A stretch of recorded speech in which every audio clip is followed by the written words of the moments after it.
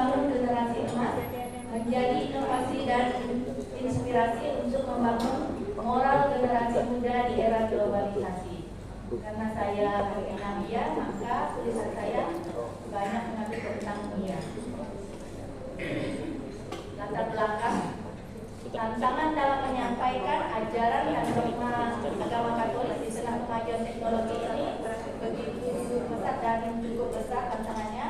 Berbagai fasilitas yang ditawarkan dan tersedia saat ini menjadikan seorang pemeluk agama Katolik harus dengan cepat beradaptasi, sehingga sarana teknologi yang ada saat ini berdampak positif dan bermanfaat dalam proses pengajaran, serta dapat diserap dengan mudah oleh peserta yang didampingi dalam setiap kegiatan. Teknologi menjadi sarana yang hendaknya memudahkan, bukan sebaliknya, dalam upaya mewartakan kabar sukacita dari Allah kepada umatnya. Anak-anak dalam perspektif Gereja Katolik. Anak-anak adalah geram dan harapan bagi keluarga, gereja, masyarakat, bangsa, dan negara. Dengan demikian, anak-anak sungguh harus dididik dan diperhatikan dengan penuh cinta kasih oleh orang tua, lingkungan masyarakat, dan juga gereja, agar mereka dapat tumbuh dan berkembang dengan layak secara baik, secara fisik, pribadi, intelektual, sikap, dan juga perkembangan imannya. Ini dalam Benediktus ke-12. Sehubungan dengan perkembangan iman anak pada usia dini, maka gereja terpanggil untuk ikut ambil bagian dalam pembinaan iman anak. Pembinaan iman ini berawal dari lingkup keluarga sebagai Ecclesia Domestica atau gereja kecil. Keluarga menjadi tempat pendidikan dalam pertama bagi pertumbuhan dan perkembangan iman sejak anak usia dini. Keluarga berperan penting membangun dasar iman anak.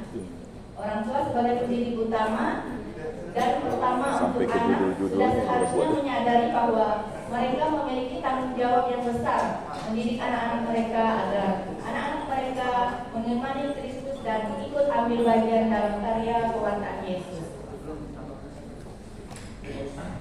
Kegiatan biak bina iman anak Katolik dimaksud untuk membina iman anak. Ilmu psikologis mengatakan bahwa pengalaman-pengalaman yang terjadi pada diri anak sewaktu kecil tidak akan hilang, dan jika anak tersebut sudah dewasa maka pengalaman itu akan tetap terkenang. Biak juga menjadi sarana membantu perkembangan dan penghayatan iman anak. Melalui wadah biak, anak-anak dilatih untuk mendalami iman dan menghayati nilai-nilai Kristiani seperti kasih, damai, keadilan, dan pengampunan. Perayaan Ekaristi yang menarik, retret, doa di alam terbuka, dan sebagainya yang dilakukan dalam biak yang dapat membantu anak mengerti, mengembangkan, dan menghayati imannya. Berbagai upaya untuk membantu anak untuk mengembangkan menghayati iman ini pula dapat mengolah diri agar kelak dapat menjadi murid Kristus yang beriman dan dapat menghasilkan sebuah perubahan sikap pada dirinya. Peranan penyuluh agama Katolik dalam karya pendampingan kelompok biak. Peran penyuluh agama Katolik dalam gereja, khususnya kelompok biak, tentu sangat penting. Sebagaimana diketahui bahwa kelompok biak merupakan generasi emas penerus gereja. Kesiapan seorang dewasa beriman Katolik ditentukan pada masa-masa emas tumbuh kembangnya, sehingga arah dan gerak dari gereja Katolik yang diambil dalam ajaran bahwa gereja adalah manusia beriman itu sendiri dengan persiapan yang cukup akan kuat dan melakukan karya perutusan di tengah kehidupan secara individu maupun kelompok masyarakat. Penyuluh agama Katolik dengan metode pengajaran yang benar, beradaptasi dan baik dan kekinian akan dengan mudah melakukan pendekatan dan pengembangan kemampuan dan dampingan. Penyuluh agama pada karya pendamping kelompok dia mendapatkan tempat yang khusus dalam gereja Katolik. Gereja Katolik sadar bahwa sebuah kekuatan komunitas gereja kecil yang berdampak pada tumbuh kembang gereja secara harafiah. Pantangan Bapak Paulus Fransiskus mengatakan bahwa galaksi digital dan khususnya kecerdasan AI merupakan inti perubahan zaman yang sedang kita alami. Inovasi digital menyentuh setiap aspek hidup kita, baik pribadi maupun sosial. Hal itu mempengaruhi cara kita memahami dunia dan diri kita sendiri. Dunia digital ini semakin hadir dalam kegiatan manusia, bahkan dalam keputusan-keputusan manusia, dan dengan demikian mengubah cara kita berpikir dan bertindak. Metode pengajaran diam, lagu dan gerak. Anak sekolah minggu pada kegiatan bernyanyi sambil melakukan gerakan tubuh atau menari di sekolah. Kegiatan ini merupakan sarana pendidikan dapat membantu anak-anak mengenal Tuhan Yesus secara menyenangkan. Lagu dan gerak anak sekolah minggu memiliki beberapa manfaat, diantaranya melatih kepekaan, menyampaikan pesan, menciptakan suasana kreatif, memudahkan pendidikan menyampaikan materi. Bertutur Alkitab berdasarkan perikop atau modul, mewarnai dan menggambar, menonton film rohani, membuat video dan konten menarik. Ini bisa melalui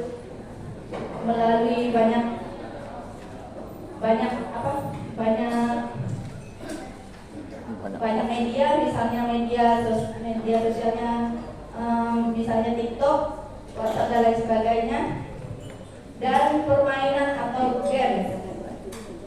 Oke. Penutup, inilah agama Katolik mempunyai peran yang sangat penting dalam pelaksanaan di dalam reksa pastoral di sebuah area. Inilah agama berfungsi untuk membantu gereja dan secara masif. Oke. Terakhir, akhirnya teruslah berinovasi pada penyuluh agama Katolik untuk menghasilkan unsur daya manusia lain orang Bali nih. Peserta berikutnya dari Bu Dr. Randa Maria Kulam. Mantap Bunda, ayo Bunda. Dr. Randa Maria Kulam dari Terlambat Keluar. Baik, inilah Ibu Dr. Randa Maria Kulam dari Paroki BNJ Jombang Pontianak. Tepuk tangan Ibu Maria.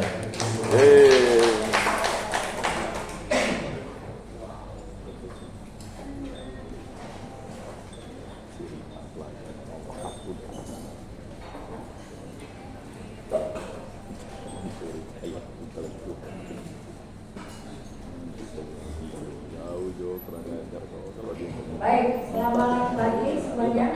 Selamat pagi. Yang saya hormati, panitia yang saya hormati, dan rekan-rekan guru yang saya kasihi. Selamat bahagia hari ini. Mohon maaf walaupun suara saya sudah tidak beraturan, tapi saya coba tampil. Sebagai penyuluh tidak boleh menyerah. Semangat.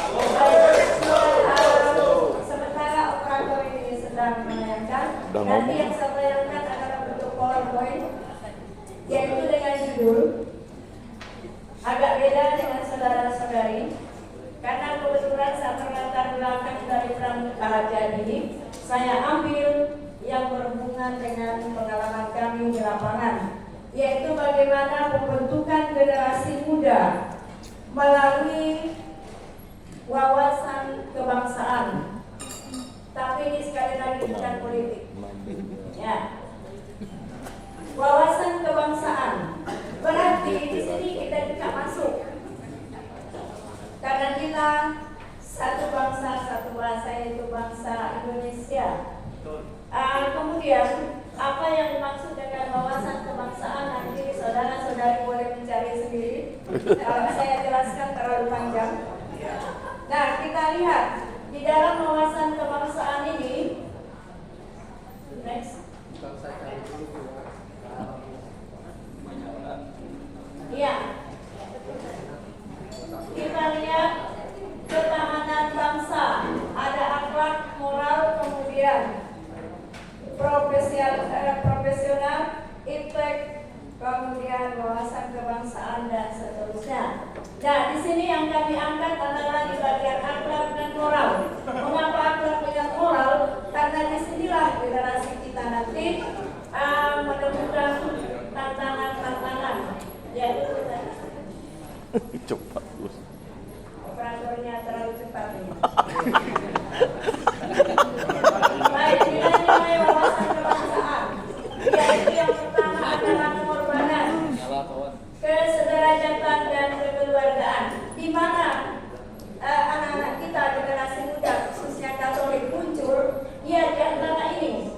Bagaimana pengorbanan kesediaan mereduksi kepentingan pribadi dan golongan demi kepentingan bangsa. Tidak dipungkiri teman-teman bahwa generasi kita sekarang sudah mulai hidup berkotak-kotak. Kemudian kesederajatan, kesempatan yang sama untuk berperan demi bangsa. Disinilah kita membina anak-anak kita supaya merasa sederajat. Teman-teman di lapangan kadang anak-anak kita yang ini kenyataan mereka merasa rendah karena sedikit. Nah, bagaimana caranya kita mengangkat mereka supaya sederajat? Kekeluargaan, kesediaan menjalin hubungan harmonis di antara sesama anak bangsa. Sesama anak bangsa tanpa memilih latar belakang agama, suku dan bangsa. Lalu di mana peranan penyuluh di dalam hal ini?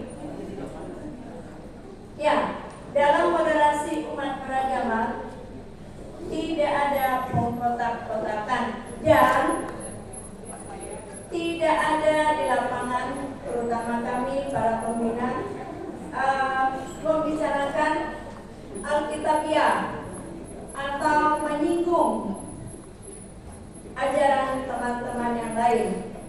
Nah, lalu bagaimana kalau generasi muda kita diserang oleh mereka? Disitulah kita tanamkan bagaimana mereka menyikapinya secara sederhana. Kemudian membangun karakter. Di sini ada, bisa kalian melihat suatu proses usaha yang dilakukan. Adik, memperbaiki, membentuk tabiat watak, sifat-sifat kejiwaan, akhlak insan manusia sehingga menunjukkan perangai dan tingkah laku yang baik berdasarkan nilai-nilai Pancasila. Intinya teman-teman, dalam wawasan kebangsaan itu adalah nilai-nilai Pancasila. Lalu siapa saja yang harus menanamkan nilai-nilai Pancasila? Ya tentu semua kita sebagai bangsa Indonesia dan terutama generasi muda kita yang akan datang. Suatu contoh dalam sila pertama itu ketuhanan yang Maha Esa. Bagaimana kita seorang penyuluh agama menanamkan saat kita harus beribadah dan sebagainya. Ya lanjut sekarang tinggal 2 menit. Baik, ini boleh kita sendiri. Karena kita dengan 2 menit, aku boleh lihat di situ. Layangannya. Semangat Bunda. Ya. Baik, demikian presentasi singkat. Mantap. Terima kasih atas atensinya. Selamat siang dan salam sejahtera. Ya.